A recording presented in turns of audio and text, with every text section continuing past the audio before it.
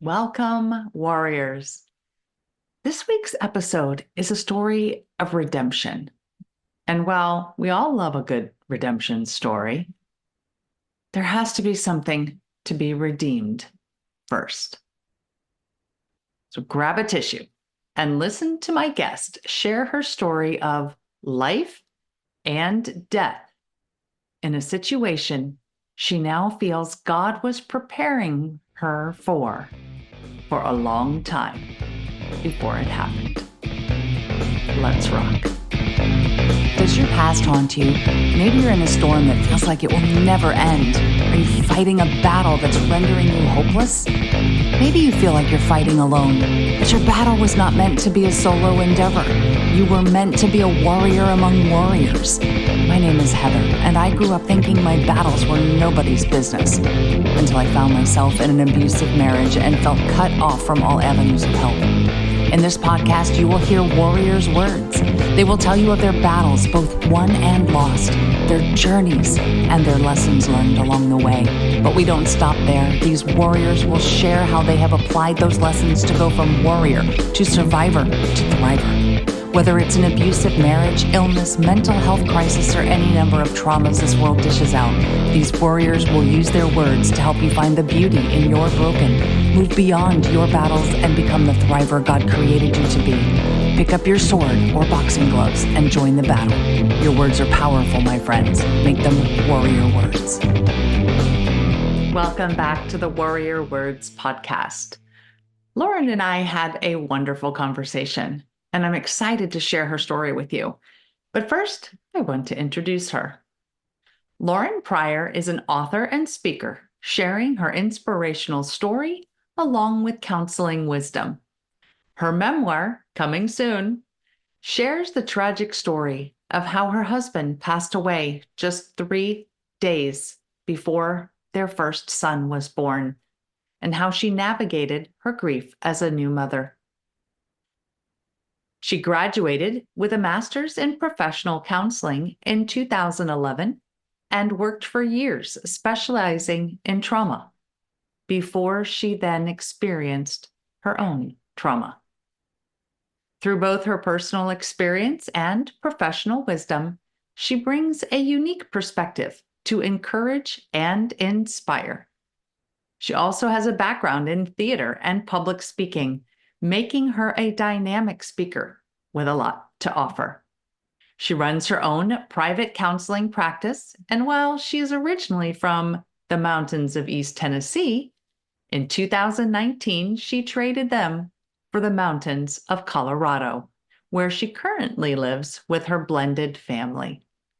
When she is not counseling, writing, or speaking, she loves to enjoy the beauty of Colorado with her family and explore through camping, hiking, paddleboarding, and biking.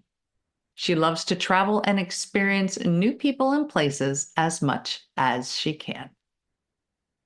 But before we hear from Lauren, here is a review from VMP 2731 titled Loving This. I am absolutely loving this podcast and so grateful to have stumbled upon it. Such amazing words I needed to hear at the right time. Thank you. Thank you for letting me know that you stumbled on the Warrior Words podcast at just the right moment, and that it was what you needed to hear when you did. Your words blessed me. Would you like me to read your review on an upcoming episode? Please go to Apple Podcasts and leave a review for the show. Your comments and your star ratings help people find the Warrior Words podcast. It only takes a few minutes, and it would help so much. And another announcement, in case you haven't heard, the Warrior Words Facebook community is now open. Come join us for inspirational stories, lessons learned, and beauty bombs. What's a beauty bomb?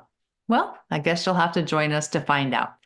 Go to facebook.com/groups/warrior words and request to join. Answer the few questions that pop up after requesting, And I look forward to getting to know you in our community. The link, as always, will be in the show notes for you.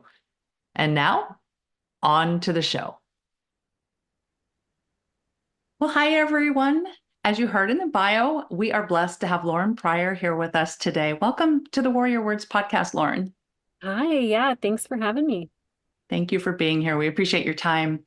As I shared in your bio, um, there was a very pivotal event that happened in your life, and they already know what it is if they heard the intro. So I'd like you just to take us back to that night and describe in your words what happened. Yeah. Yeah, it's kind of the night that everything changed in my life. There was a lot that led up to that, a lot of backstory, as well as a lot of redemption story after. But that night is that pivotal moment. So I was actually at my parents' house, staying at my parents' house, and that's a story in and of itself. But I was there and I was very, very pregnant, about 9 months pregnant, and woke up to a phone call about 4:30 in the morning. And I didn't answer it at first because I don't normally answer phone calls at 4:30 in Yeah. the morning. And I put it back down and then it rang again, same number. And then I realized that it was a Kingsport number, which is actually where my husband was at the time. And so I quickly shot up and answered. And a deep male voice came on and said, is this Lauren? And I said, yes. And he said, we've been trying to get a hold of you for several hours now. Your husband's been in an accident. And and I, immediately start asking questions. He starts asking questions like why, they had to kind of track me down. I wasn't supposed to be at my parents' house, and so they couldn't find me, and it took a while. And so he got the address, and he said, "We're sending someone out to you now." And I said, "Well, wait, is he okay?" And he just sighed and said, "We're sending someone out to you." And I think even in that moment, I Yeah. knew that if he was just hurt, that they would have told me over the phone. Right. Um, and so, um, what seemed like forever later, which was probably only a few minutes, an officer showed up to my door, and told me the worst news of my life, and my entire world shattered. And the bottom kind of dropped out. Here I was very, very pregnant. Like I said, 9 months pregnant, 10 days away from my due date. Mm. And well, at that point, obviously, I was 13 days away from my due date, actually, at that point. But like had no idea then what the future would hold. I Yeah. was had this baby. I was about to be a mom, a first-time mom. I had longed to be a mom my whole life, and that had been a journey in and of itself. And I was so happy to be pregnant, but then had been through such a crazy, crazy just few years, but really those last few months of my pregnancy were just wild, just spiraling out of control in many ways with my husband and things that he was dealing with. And then there I was, very pregnant and now grieving and having to face this loss while Hmm. also facing life. And Yeah. so I, the crazy part about all that is that 3 days later, I my water broke and I went into labor. And so my son arrived 10 days early, and only 3 days after my husband's death. Yeah. And Not so giving you much chance. Yeah. no, so it was a wild, wild journey to say the least. It's one of those things that I don't know that I don't know, like even when I say it out loud, even when I talk about it to this day, and it's been 6.5 years, I still am like, oh my goodness, wow, like, did that really happen? Did I really live through that? Yes, I did. Yes, I you did did. somehow survived. So yeah. Wow. Yeah, as you were talking and you were telling me, that everything you were going through the last few months of your pregnancy. Well, I mean, not the details, but you were sharing that there was a lot going on in the last few months of your pregnancy. And it occurred to me, it's like we, when we're pregnant, we prepare for Hmm. what we think of as everything. We get the car seat and we get the crib and we make this plan and that plan and we have our bags ready to go. And Hmm. that's something that nobody No, prepares for. no, not at all. I mean, how can you? I Mm. mean, you yeah, you just can't prepare for that. And so then if you would like to share then what was going on, and because you said being at your parents' house, you weren't supposed to be there, and that in and of itself was a story, and that it was a very difficult couple of years, even and those months prior to giving birth. Sure. Yeah, so I'll kind of rewind a lot further back then, and just talk about kind of meeting my husband and us Okay, dating and yeah. getting married. My first husband, spoiler alert. So um, yeah, I met him. We were both in our 20s and young and loving life. And I met him on a blind date. We were set up by a mutual friend, actually, who thought that we would just be a great match. And I was very reluctant for a long time, was like, I don't do blind dates. I don't know about this. She kept pestering because she just kept saying, I just think you guys are going to be great together. And turned out we were. Yeah. So she wasn't wrong. And we had a great time, right? There were times in our dating relationship that were hard. One of them being about a year into us dating, his mom actually unexpectedly passed away, which is wild. And so that was really, really hard on him. He was very, very close to his mother. And so he began to grieve and grieve that loss. And then as he was grieving and in deep pain, um, this sneaky thing from his past came back up, which was addiction. It was Mm, something he had struggled with when he was younger in college. He had gotten clean, gotten sober, and was doing well. And then when he faced this tragedy, that was immediately a temptation for him to want to turn to some sort of substance for comfort. And we were dating, and I was like, okay, here I was, this Christian girl, and he was too. He's a strong believer, love the Lord, always had, and that's, we'll get into that more. But I was like, I don't know, what do I do? Like, yeah. I don't condone what he's doing. I don't condone the choices he's making, but I also know that he's hurting, and I felt like I couldn't just like leave him there. And so we actually broke up, if, kind of weren't officially dating, but we remained best friends. I was right there through his grief and walked even through some of that addiction journey with him, Mhm. um, as a friend, just because I cared about him and I loved him and I didn't want to just leave him high and dry. Um, and so he came out of that grief journey eventually, and about a year later was able to get sober again and was doing really well. And then we got married and it was great. And I was like, all right, everything's good. We're good, right? And the first several years of our marriage were awesome. We had a great time. We started making plans for our future. We dreamed about moving to Colorado. We both from Tennessee. Um, and then about 3 years into our marriage, he had some major, major medical things come up. I ended up, kind of a pre-cancer scare to, they basically, said it's not a matter of if, it's a matter of when, for colon cancer. And so we were going to have to take out your entire colon, Mm. and most of your large intestine, and you're going to have a ileostomy bag hanging off the side of you. And we might be able to reverse that if you're lucky. But brace for impact because this is going to be a doozy. And so many, many surgeries, many, many just high stress, really difficult time. Um, and with surgeries comes pain medication. Yes, it does. Yes. And here we are. He's a recovering addict twice now. And now he's being prescribed the very thing that is his drug of choice.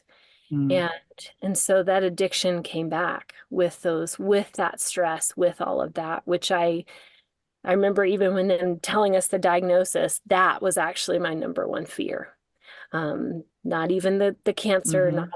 the surgeries, any of that. It was, oh gosh, the addiction's going to come back, isn't it?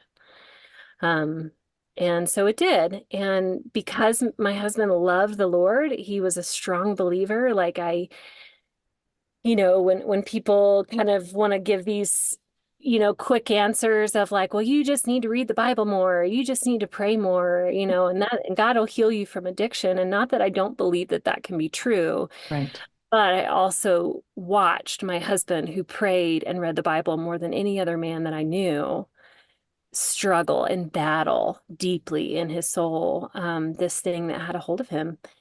And he was very much a high functioning addict in many ways. And what I mean by that is just that on the outside, most people did not know. He had a Yeah. good job. He was very involved in our church. We, from the outside, most people, even including most of my family, friends, had no idea just what he was battling behind the surface. Um, but with any, I always say that high functioning addict, I usually kind of use air quotes even when I say that, because there Mhm. really is no such thing. Um, Right. Right. Yeah. it's just people who are hiding it well, but it never lasts very long. Like No, it doesn't. it just doesn't. It can't. It's not sustainable. And so eventually things began to become exposed, things happen. Um, so in the midst of all that, like I said, I had always longed to be a mother. But then when all of that medical stuff came about and then the addiction came back, it was one of those things that it's like, well, we just have to put that on hold, which absolutely broke my heart. I was in my early 30s at that point thinking, oh my gosh, am I ever going to become a mom? And like, Yeah. just wrestling with God about like, I thought that you promised that I was going to have kids, that I was going to be a Mm. mother. What's going on? Like, um, and desperately even praying and longing to get pregnant, but also knowing full well that like it's not the right time. It's not a good time. Like things are not okay. And so Right. desperately praying, God, will you somehow make a way? You need to heal my husband or something, in order to make this happen. Um, so anyway, fast forward a little bit, I finally actually get pregnant. It was sort of one of those, I definitely feel like it was a divine thing. God said, okay, like I'm gonna, give you this desire of your heart. I see you, I hear you. Um, and when I first got pregnant, he was obviously shocked and a little taken back. But initially he was actually very motivated, it Mhm. was like, okay, this is it. Like, I know I've got to get things under control. I know this is not okay. I've got to get help. I've got to seek out counseling. I've got to go to treatment. And he had held off on a lot of those things, those sort of professional routes because of Mhm. shame, because of pride. He didn't want people to know. Right. He Yeah. didn't want to admit it. He wanted people to find out. And so most of the time he tried to struggle and do all that by himself. He's like, well, me and God, we can handle it. And I'm like, well, you can, but it's okay to get help. It's okay to get Right. Yeah. help. Yes. Um, so he kind of, at first, like I said, when I was early on in my pregnancy, he got pretty motivated and was trying um, to tackle that. And then at some point that he got overwhelmed. I think he just got scared, Yeah. and had some relapses that just led to him feeling even more scared and shameful. That Vicious just, cycle. Yeah. yes. And it just at that point began to spiral. And I was watching this man that I loved who had battled this for years now. I mean, I'd been married, we were married for over 6 years Mhm. and dated for longer. So, it's like I watched him battle this so much, and then I was watching him battle this, but fail and just get kicked down, kicked down, kicked down. And it was absolutely devastating. I mean, it's heartbreaking. And anyone who's ever loved an addict knows like it's not. I love that man. I hate his addiction, but I love that Yes. man. Such a dichotomy. Yeah. Yes, and it's so hard. It's so hard. It would be easier in many ways to think of him as the enemy or just to be angry at him, but I couldn't. It was just such a hard thing. And I'm sure if I'm talking to people who have walked through addiction or walked with Mhm. someone they love that has walked through addiction, they know exactly what I'm talking about. Yeah. It is not cut and dry like it might seem from the outsider's perspective. It just isn't. Um, so as my pregnancy then progressed, like I said, he began to spiral.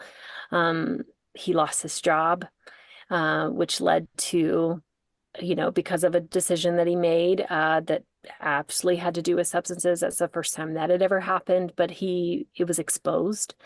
All Hmm. of a sudden, a lot of Yeah. people knew, and then he knew he needed to go to rehab. And he started planning for it. He started making, plans to do so, but kind of kept putting it off, kept finding various reasons why he needed to wait. He needed to wait. And so I finally, in December, I was due in January. Finally, in December, I said, look, like, you've got to go get help, and I can't do this for you anymore. Like, I'm a wreck. Like, I'm falling apart. I ended up in the ER because of super high blood pressure, and they thought I had preeclampsia. And they were like, well, do you just have a lot of stress in your life? And I'm like, you have no idea. Yeah. Oh gosh, yes. And Yeah. so they said, well, you really need to limit your stress or you're going to wind up back in the ER. And so I said, okay. And so I just went home and said, you've got to go get the help you need. And in the meantime, I'm going to go stay with my parents. Um, and I love you and I care about you and I'm here for you, but I can't do this for you anymore. Like, and realizing even just this codependent part of me, right? That Right. like Yes. here I was a counselor. I think we're going to talk about that later. Here I'm a therapist, right? Talking every day in my office about codependency and boundaries and like healthy relationships. And then, oh my gosh, like it is right in front of me. And I have, have this codependency as well. And if absolutely allowed some of this to go on and realizing that I had to back out. I had to kind of pull out my part, not abandoning him, not in Right. a hateful or threatening way, but just like, I can't do this. You've got to go, you've got to go get the help you need, and I'm right here when you do. Yeah. Um, Because you needed to take care of your own health, your own mental yeah, health, and then the right. health of your Maybe. child. Yeah. Right. Mm. Yes, I Yes. did. I did. So I just said, like I'm right here. You need to go, and as soon as you do, we'll pick up from there. Right. Um, and so, honestly, in true addict fashion, he had set a date and set a rehab, was planning to go. He, decided, okay, yep, I've got to do this. And the night before he was supposed to go to rehab, probably took everything he had left. And um, then he got in the car because he wanted ice cream or something crazy like that, was not in his right mind, and crashed his car and did not survive. And so he was literally going to rehab the next day and never made it. Um, and that part is always something that is, I always get a lump in my throat when I say that Yeah. I mean, because I've got chills. Yeah. sure. And I've wrestled with God a lot over just why could he have not gone? Like this could have still been a really great story of redemption, Right. but Yeah. with him living, like why? Um, but that's not the story that was written. That's not the story that God had for me. And um, I don't think God caused his death. I don't think God intended his death. I actually get a little feisty when sometimes people say things like that because I'm like, no, we live in a fallen world and bad things happen sometimes. And I don't Mhm. think God wanted that. But God did redeem it. Yes. He did redeem that story, but um, I don't think that was his desire or plan or intention at all. Um, so yeah. Well, then let's talk about that redemption because I think that that's, you've shared enough sadness and heartache, Hmm. and I think that it's important to share that part so people know where you're coming from. But I think it's also just as important to share that redemption story. Right. Yeah. Um, so so what was that like for you? You now have a newborn and you're a widow, and take it from there. Yeah. Yeah. So, that first year, I just stayed with my parents. I never left. When I went to go stay with them, it was only temporary, until he went to rehab. That was the initial plan. And then I never left. And so I, just stayed there and was able to really heal and just focus on being a mom and focus on grieving and what that meant and processing through just everything that I had been through. I did some counseling of my own at that point. I actually did it later, as well. Um, but just really trying to heal and walk through that journey of grief, while also walking through this journey of motherhood.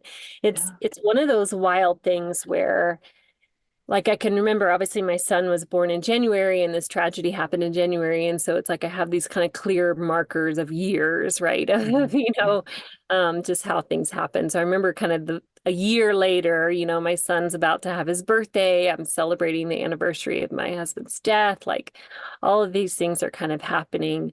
And I remember even New Year's Eve, right? Or New Year's Day of that year thinking, my goodness, like, and I think what my initial thought was like, gosh, I mean, I could easily say that that was the worst year of my life. And then I immediately stopped and I was like, wait a minute, no. In just as much truth and reality, I could also say that it was the best year of my life Hmm. because Yeah. I became a mom. Like, and so I'm like, these two really big things, right? That happened together. And so I was like, well, I can definitely say it was the hardest. You know, That is, yes, that I can is definitively say equally that. true. Yes. Definitely say it was the hardest. But just as much as it might have been the worst, it was also the best. I got to be a mom finally, and I got to have this beautiful little newborn and raise this baby boy and focus time on that and love that part. And I feel like it was just, it was a beautiful thing, even though it was hard, obviously, to grieve with a newborn. I also very quickly had this very tangible part of my late husband. Like, Yes. this little boy has Yes. half of his DNA and he is right here with me. And so, newborn snuggles and even breastfeeding and all of that was such a healthy experience for me. Um, you know, to be able to bond, to be able to kind of nurture and comfort that grieving part of me. Um, that was good, but it was definitely a fog. There was a lot of just there's a fog when I think about that first year for sure. But God was present with me. And so I hinted earlier, that I am a counselor, I'm a therapist. That's my job. Has been for many years, was for a long time before my husband died. Ironically, I started specializing in trauma and all these different things. And I'm like, well, look at that. I really believe that that was not just coincidence. I think God No. prepared me for that. Yeah, And I agree. yeah. And so, being a counselor, it didn't necessarily make the actual walking of that journey any easier, but at least I kind of knew what not to do, what to do. I knew that I needed to lean into it. I knew I needed to let myself feel it and not avoid it. Yeah. And that was so important, to really allow myself to process it, to allow myself to walk through that journey and feel every part of it. Um, I think that's so something that a lot of us don't do. And I think yeah. that's such an important point to bring out, that we have to feel it. You have to walk through it. There's no way around. And I remember, counseling people in my office before this, years before I experienced grief and tragedy of my own, and saying those very things. Like, there's no shortcut. You have Mhm. to just walk through it. And telling people that, having not really gone, I mean, I'd lost grandparents and some people, but not having really gone through deep grief, of someone super close to me like that. And so here I was in that, like, okay, I told everybody you gotta just walk right through it. So here we go. Mm. Um, it's hard. My goodness, it's hard. But it can be a really beautiful process too. Like, there's beauty in that. There's beauty in just walking with God, and being close to Him. And there was, you know, I used to have long conversations with God and be like, okay, I'm a little mad at you, but you're all I've got. So let's stop, right? Like, Yeah, I'm a yeah. little confused, but I also know that you're here. I know that you're with me. I know that I'm not alone. And so I think my faith really grew and even changed in some really just amazing ways, that God just became so personal and so present with me, that it was just priceless to be able to have that and to walk that with Him. Um, So about when my son was about 18 months old, so about a year and a half later, I finally decided that, you know what, it's time to kind of start over. It's time to start fresh and spread my wings a little bit. I know I mentioned a while back that my husband and I had dreamed of moving to Colorado, Yes. something we had talked about and dreamt about for years and even tried to do. And then he had all that medical stuff come up, and then it's like we never could quite make it out here because I'm here now. Yay. Um, so so when my son was 18 months old, here I'd been a year and a half later, I said, okay, it's time to start fresh. It's time, the fog was starting to lift. I'm starting to kind of get a handle. I'm working again. I'm feeling better. And so I moved across the country, me and a toddler, uh, and said, let's do this. And I moved to Colorado Wow. by myself, took that leap. And, there were certainly moments after moving out here that were hard. I, had to Mhm. face some other lessons. I actually got back into counseling again. Just several things that I had to really, process through as well.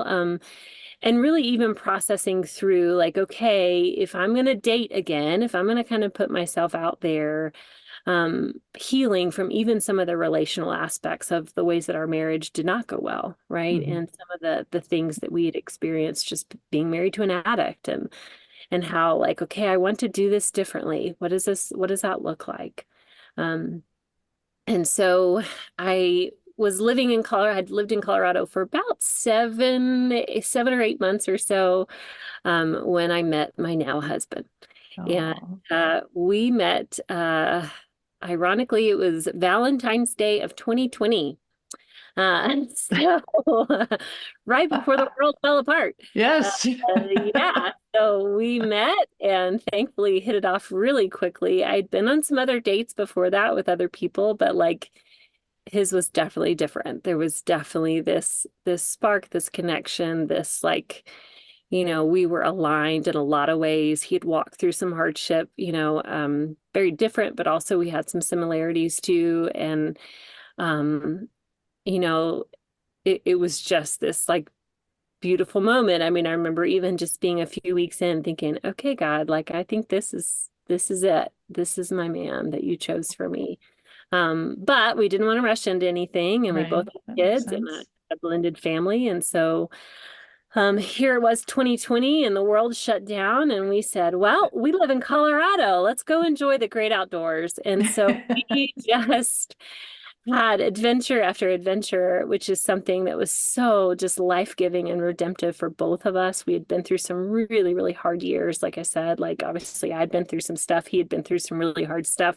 Mhm. And both of us used to be really adventurous and love the outdoors, and we had kind of gotten away from that. And so it was just so refreshing for us to be able to just kind of blend our families, and enjoying this beautiful state of Colorado. And so we did, and in May of 2020, we got married, and we now have a beautiful family. We just celebrated, or May of 2021, rather. Sorry. Oh, okay. I Here I wasn't told going to you, question the speed, here I but told you we didn't rush, and then I was like, okay, a year and a half later, a year and 3 months, whatever. Yeah. So in 2021, we got married. So we just celebrated 3 years. Um, and it's so good. God has absolutely blessed me, and I love my life. I love my family. I have two stepkids now. It's just really amazing. So it's pretty cool. wow, what a beautiful way to redeem. Well, you so beautifully told us about beauty. And I just use the word in its definition. I do that a lot.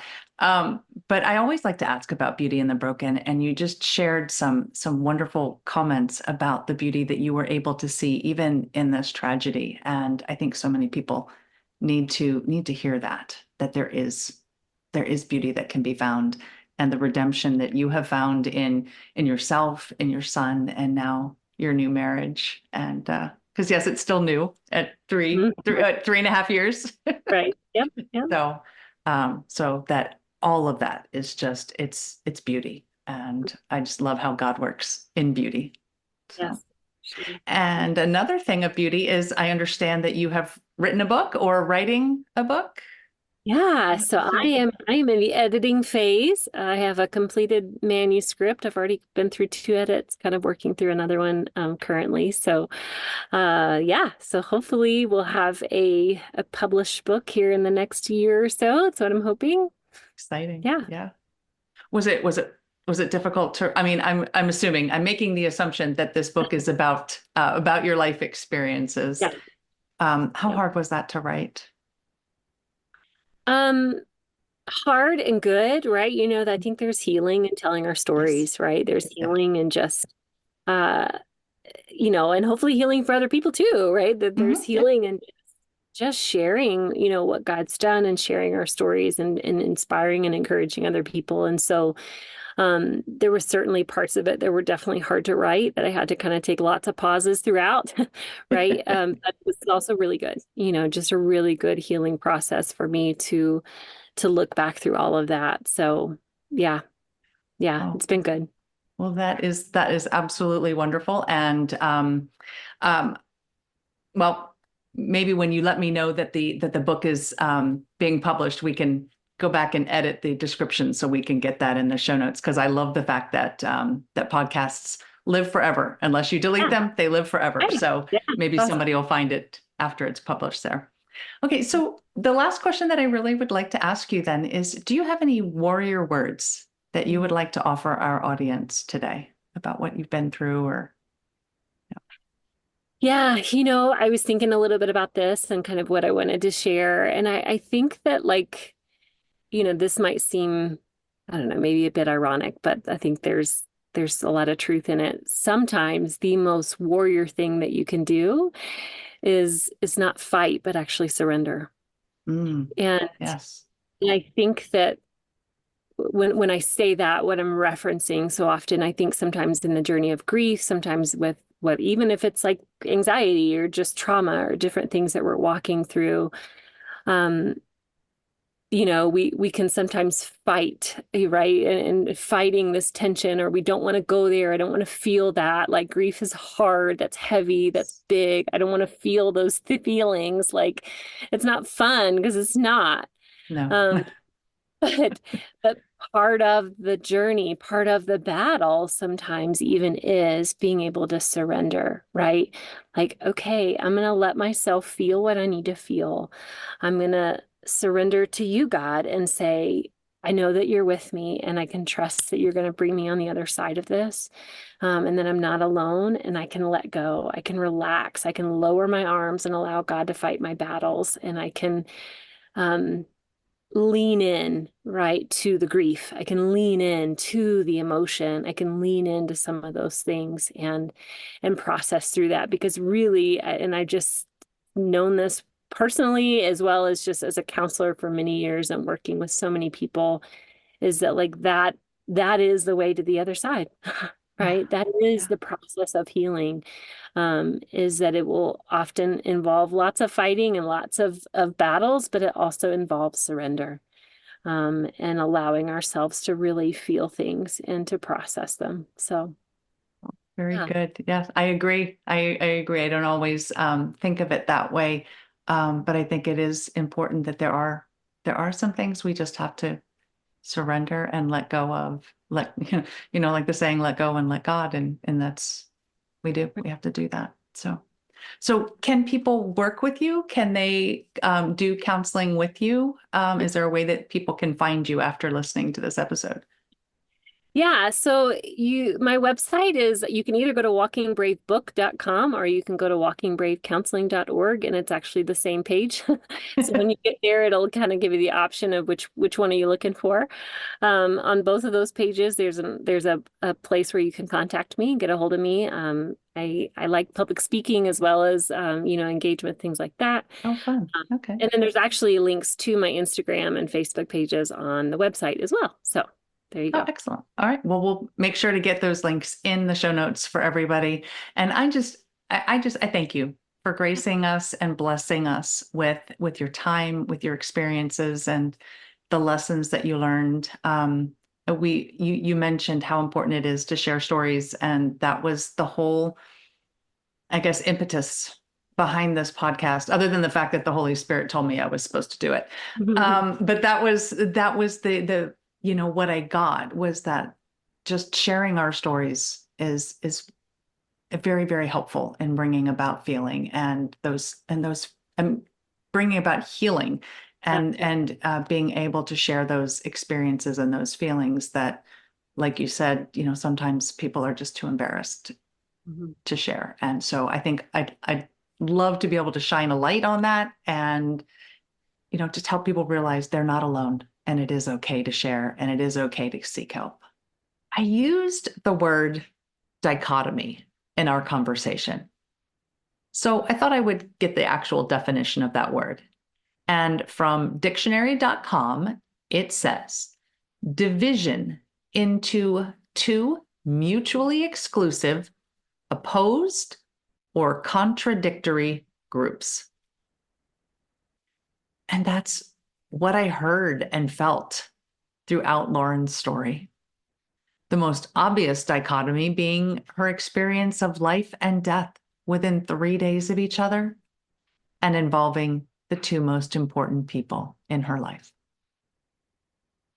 I cannot sit here and claim to know what that was like for her apart from what she shared with us today. But what I do know is that I was blessed to listen to a woman who, after some time, was able to use the tools that God had given her to face the unknown, to walk through the storm she was in, and to find the redemption that was waiting for her on the other side.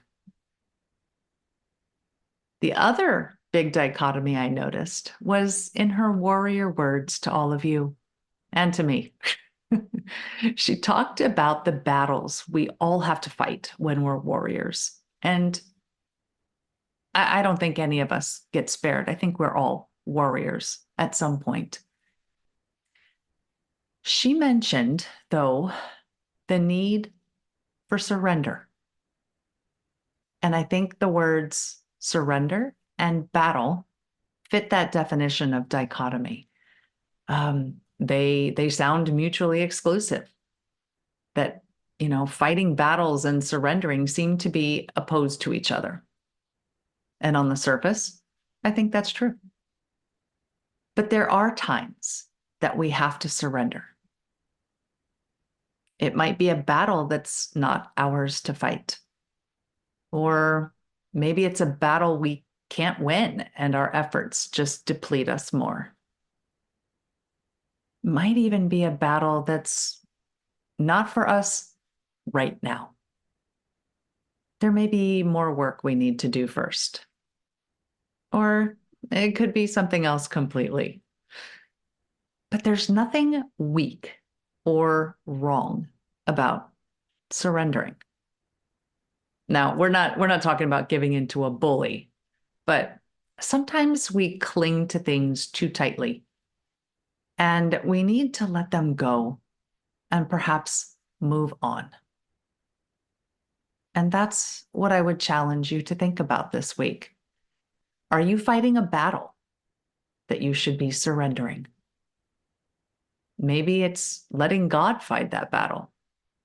Maybe it's just that it's not meant to be fought at all, or it's not your fight. Whatever the reason, what is something that you can surrender? And you know what? I'm going to go first. Recently, I was praying for a very specific outcome, and I was praying that God would bring it about in a very specific way. My first mistake, right?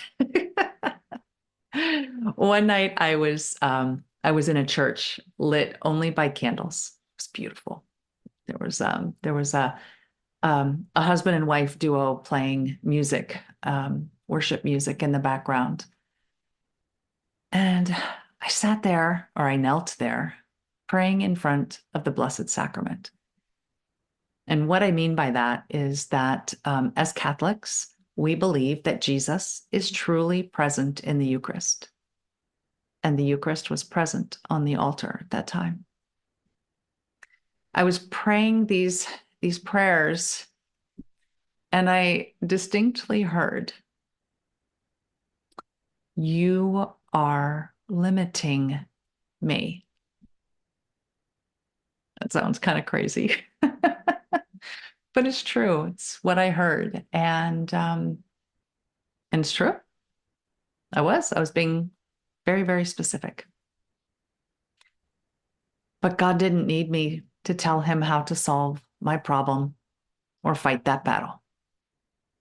He needed me to surrender that battle to him, to let him do what he wanted in his way and in his time. So I did. Now, that prayer hasn't been answered yet, but I am at peace now, knowing that he's got this, whatever the outcome is. So surrender. That's your something to think about this week.